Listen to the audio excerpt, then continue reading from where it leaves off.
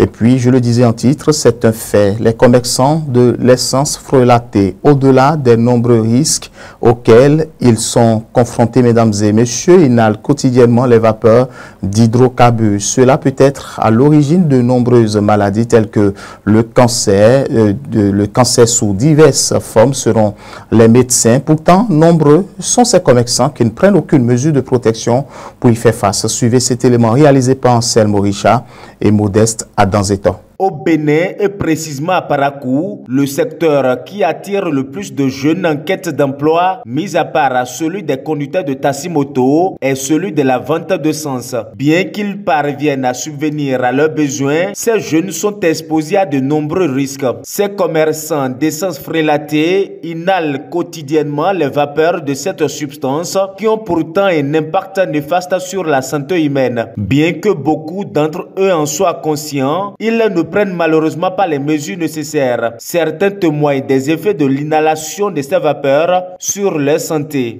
Il y a plusieurs choses qui me gênent à propos de ça. Par exemple, quand tu prends le raccord et quand tu tires de l'essence, quand tu avales ça, il faut au moins s'asseoir au moins quelques minutes avant de te retrouver. Des fois, même quand tu prends ça, tes yeux deviennent rouges complètement, comme si tu as fumé quelque chose. Ça nous affaiblit en même temps. En vendant même l'odeur, ça te gêne parfois. Tu es obligé même de prendre des bouteilles et mettre.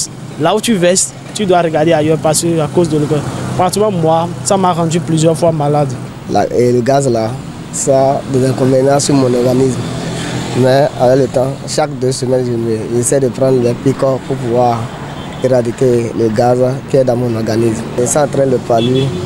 Et il y a des rumeurs, des fois ils sont enrhumés, sans les mots de vente des fois. Selon les spécialistes de la santé, l'inhalation prolongée de ces gaz affecte gravement l'organisme et les personnes exposées peuvent développer divers types de cancers. À la longue, toutes ces personnes peuvent développer des cancers, que ce soit des cancers de la gorge, des cancers digestifs, des cancers de la sphère aérodigestive.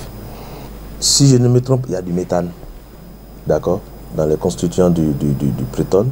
Donc, à force d'inhaler, d'avaler, de respirer, d'accord, ces constituants, on peut bien développer du jour au lendemain un cancer. L'autre chose, lorsque vous mettez votre main dans l'essence, lorsque vous sortez ça, vous voyez comment c'est, tout est blanc. Et ça vous tire parfois. Donc, un vendeur d'essence, lorsqu'il ne prend pas vraiment des précautions, il peut développer aussi le cancer de la peau. Afin d'éviter d'en arriver à ce stade, les médecins préconisent certaines mesures de précaution. Ce qu'il faut, ils vivent de ça, d'accord, on ne refuse pas, même si l'État est en train de faire ce qu'il peut pour pouvoir vraiment formaliser ce secteur. Je pense qu'ils ont plus intérêt aujourd'hui à avoir des équipements que nous appelons des équipements de protection individuelle, des masques, des tenues, un peu comme ce que les mécaniciens portent, des chaussures, d'accord, qui répondent aux normes et vraiment surtout se protéger avec des masques pour ne pas respirer à longueur de la journée. Le vrai danger, c'est ceux qui, le soir, n'ont pas un entrepôt pour sécuriser leurs marchandises et qui sont obligés de rentrer chez eux avec ce qu'ils vendent. Vous voyez, du jour au lendemain, on dit feu, le drame est là tout de suite. Donc, ils encourent plusieurs risques. Le risque le plus majeur, c'est la mort, parce que lorsque ça prend feu, que Dieu nous préserve de ça, on ne peut rien pour ça. Mais on peut quand même prévenir tous ces accidents. Il est important d'avoir une activité permettant de répondre à ses besoins vitaux, mais il est tout aussi essentiel de prendre des dispositions pour protéger sa santé.